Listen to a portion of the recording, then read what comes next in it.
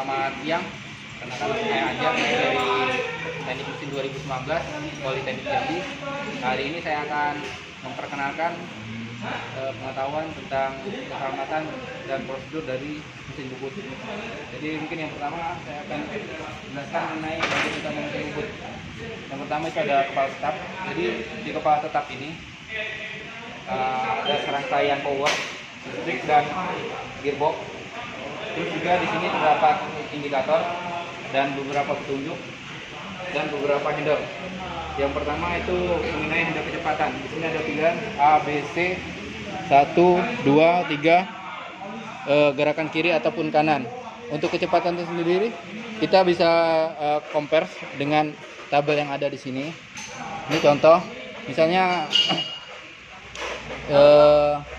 kita membutuhkan kecepatan di 270, berarti itu berada di A1. Jadi handle kita putar ke kolom A, serta handle Romawi juga kita putar ke angka 1. Itu maka kecepatan dari putaran spindle-nya adalah 270. Berikut juga dengan yang lain kita tinggal menyesuaikan. Oke. Yang berikutnya ada tombol indikator power. Jadi kalau warna hijau menyala berarti power telah tersuplai ke mesin bubut ini.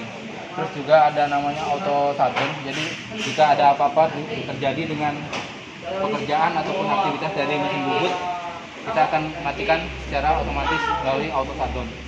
Serta ada satu tombol di sini kita buat warming dari putaran spindle-nya. Berikutnya ke bagian utama yang lain ada kepala jalan. Kepala jalan ini kedudukan dari as, serta juga as ini dapat kita ganti dengan mata bor. Ini juga dapat bergerak maju mundur. Terus di sini terdapat handle. Handle ini tujuannya adalah untuk mengunci atau ngelok dari kepala jalan ini. Serta ada handle putaran. Ini tujuannya untuk maju mundur dari as ataupun mesin bor yang akan kita gunakan. Yang berikutnya adalah eretan. Yang pertama itu ada eretan atas, terdiri dari rumah pahat serta beberapa poin skru untuk menahan dudukan pahatnya. Dan di sini juga ada handle lock untuk melok kedudukan dari pahatnya. Terus di sini dilengkapi dengan indikator derajat jika kita akan membuat bubut dalam bentuk tirus. Sini ada pilihan. Kita tinggal mengendorkan baut ini, nanti untuk derajat kita bisa sesuaikan mengenai kemiringannya. Terus yang berikutnya ada eretan maju mundur. Jadi posisi benda kerja, mata pahat kita bisa lakukan maju mundur, serta eretan ke kiri dan ke kanan. Ini tujuannya juga untuk mempresisikan antara as, pahat dan benda kerjanya. Yang berikutnya ada meja. Ini buat kedudukan dari seluruhan dari mesin bubut. Serta ada reel dan ini tujuannya adalah untuk reel dari pergerakan eretan dan kepala jalan. Oke, mengenai keselamatannya, karena ini berhubungan sama listrik, mengenai keselamatannya, jadi sebelum kita gunakan atau kita menjalankan mesin bubut ini, kita pastikan kondisi perkabelannya seperti penerangan, terus kabel power supply-nya juga kita pastikan bahwa ini aman untuk digunakan. Terus ini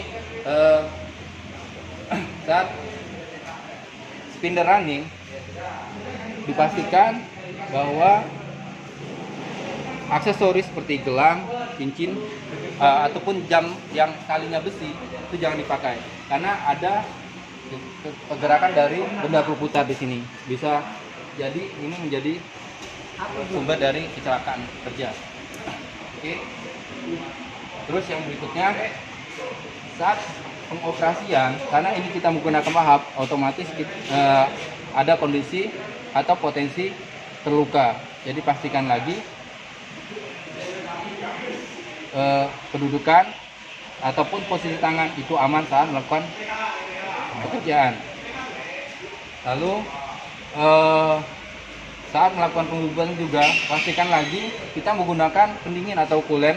Jadi benda kerja yang kita bubut itu tidak panas sehingga kekuatannya tetap kokoh kalau tetap dalam posisi dan temperatur yang dingin.